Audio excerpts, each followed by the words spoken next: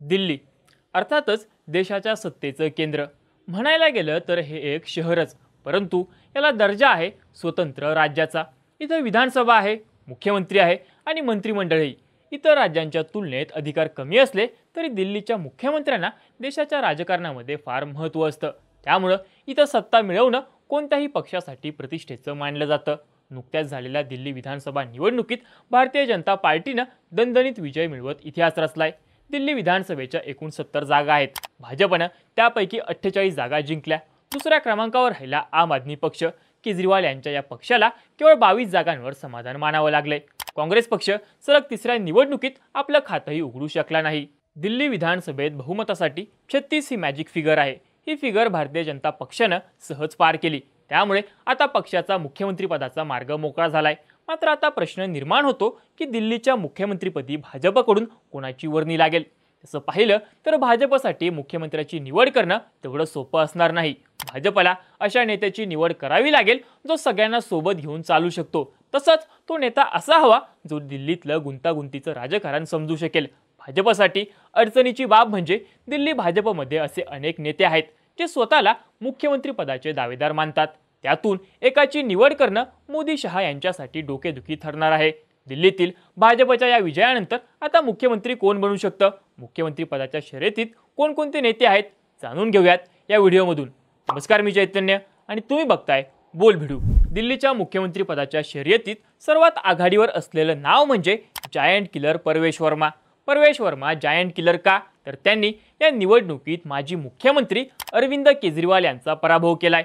परवेश वर्मा यांनी नवी दिल्ली सीटवर अरविंद केजरीवाल यांचा 4089 मतांनी पराभव केला. वर्मा यांनी एकूण 30,088 मतं मिळवली तर केजरीवाल यांना 25,999 मतच मिळाली. परवेश वर्मा यांनी केजरीवाल यांचा पराभव केल्यामुळे ते मुख्यमंत्री पदासाठी प्रबळ दावेदार मानले जात आहेत. पण फक्त केजरीवालांचा पराभव हेच कारण आहे का? तर नाही. परवेश वर्मा दिल्ली भाजपचे मोठे नेते आहेत. ते 2 वेळा खासदार तर एकदा आमदार राहिलेत. त्यांना दिल्लीच्या राजकारणाची नस माहिती आहे. याशिवाय त्यांचे वडील साहिब सिंग वर्मा हे देखील दिल्लीचे मुख्यमंत्री होते. परवेश वर्मा यांच्या बाजूने जाणारी आणखी एक बाब म्हणजे त्यांचं जाट असणं. वर्मा हे मूळचे राजस्थानातील जाट समाजाचे. त्यांना मुख्यमंत्री केल्यानं भाजपला दिल्ली शेजारील हरियाणा, राजस्थान आणि पश्चिम उत्तर प्रदेशात फायदा होऊ शकतो. या भागात जाट समाजाचा मोठा प्रभाव आहे.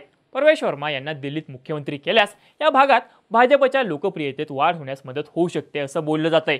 त्यामुळेच वर्मा यांचं पारडं सध्या जड आहे. दिल्लीच्या मुख्यमंत्री पदाच्या शर्यतीत असलेलं दुसरं नाव म्हणजे दिल्ली भाजपाचे अध्यक्ष वीरेंद्र सचदेवा. दिल्लीत भाजप तब्बल 27 वर्षांनी पुन्हा सत्तेत आली आहे. याचं बरंचसं श्रेय वीरेंद्र सचदेवा यांना दिलं जातंय. त्यांनी विधानसभा निवडणूक लढवली नाही, पण पक्षाची रणनीती ठरवण्यात ते आघाडीवरती होते. वीरेंद्र सचदेवा हे मूळचे पंजाबचे. दिल्लीत पंजाबी मतदारांची संख्या जवळपास 19% आहे. पंजाबी मतदारांना कन्सिडर केल्याशिवाय इथं कोणालाही सत्ता स्थापन करता येत नाही. त्यामुळं या वोटर्सला साधण्यासाठी भारतीय जनता पक्ष मुख्यमंत्री पदावर वीरेंद्र सचदेवा यांची निवड करू शकतो. दिल्लीतील विजयानंतर सचदेवा यांना मुख्यमंत्री कोण होणार असा प्रश्न विचारण्यात आला. त्यावर त्यांनी हा निर्णय केंद्रीय नेतृत्व घेईल असं सूचक उत्तर दिलं. तसं पाहिलं तर दिल्लीची निवडणूक भाजपनं वीरेंद्र सचदेवा यांच्या नेतृत्वाखाली लढली होती. ते पार्टीचे प्रदेशाध्यक्ष आहेत. त्यामुळं सत्ता मिळाल्यानंतर मुख्यमंत्री पदासाठी त्यांचा दावाही मजबूत मानला जातोय. पण यात एक अडचण अशी आहे की सचदेवा हे विधानसभेवर निवडून गेलेले नाहीत. त्यामुळं भाजपला 6 महिन्यात विधानसभेच्या एखाद्या जागेवर सचदेवा यांना निवडून आणावं लागेल. पण भाजपला मिळालेलं बहुमत आणि आप काँग्रेसची झालेली पिछेहाट बघता हे आव्हान फारसं कठीण जाणार नाही अशी ही चर्चा आहे. दिल्लीच्या मुख्यमंत्री पदाच्या शर्यतीत असलेलं तिसरं नाव म्हणजे विजेंद्र गुप्ता. दिल्लीतील भाजपच्या या ऐतिहासिक विजयानंतर विजेंद्र गुप्ता यांच्या नावाची फारशी चर्चा होत नाहीये. मात्र गेल्या 2 विधानसभा निवडणुकात त्यांनी भाजपची धुरा एकट्यानं सांभाळली होती. 2015 मध्ये भाजपचे केवळ 3 आमदार निवडून आले. त्यापैकी एक होते विजेंद्र गुप्ता. त्यानंतर 2020च्या निवडणुकीत भाजपला फक्त 8 जागांवर विजय मिळवता आला. या निवडणुकीतही विजेंद्र गुप्ता यांनी आपली जागा कायम ठेवली होती. 2025च्या विधानसभा निवडणुकीतही विजेंद्र गुप्ता यांनी दणदणीत विजय मिळवला. त्यांनी आपच्या प्रदीप मित्तल यांचा 37,816 मतांनी पराभव केलाय. विधानसभेत संख्या नसतानाही आम आदमी पार्टी विरोधात आवाज उठवणारे नेते म्हणून विजेंद्र गुप्ता यांची ओळख आहे. ते दिल्ली विधानसभेचे विरोधी पक्षनेतेही राहिले आहेत. वीरेंद्र गुप्ता यांच्यासाठी जमेची बाजू म्हणजे ते अरविंद केजरीवाल यांच्याप्रमाणेच बनिया समाजातून येतात. त्यामुळे त्यांना मुख्यमंत्री करणं भाजपसाठी तेवढं जड जाणार नाही। त्यामुळे भाजपला अनुभवी नेता हवा असेल तर विजेंद्र गुप्ता दिल्लीच्या मुख्यमंत्री पदासाठी सर्वोत्तम पर्याय ठरू शकतात असं बोललं जातंय। दिल्लीच्या मुख्यमंत्री पदाच्या शर्यतीत असलेलं चौथं नाव म्हणजे खासदार मनोज तिवारी।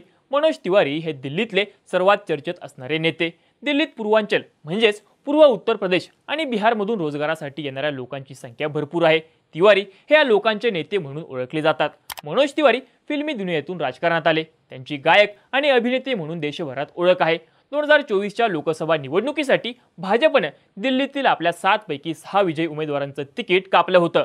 फक्त एका खासदाराचं तिकीट वाचलं। ते खासदार म्हणजे मनोज तिवारी। मनोज तिवारी 2024 मध्ये उत्तर पूर्व दिल्ली मतदारसंघातून तिसऱ्यांदा खासदार बनले। त्यांनी 2024च्या लोकसभा निवडणुकीत काँग्रेसच्या कन्हैया कुमार यांचा पराभव केला।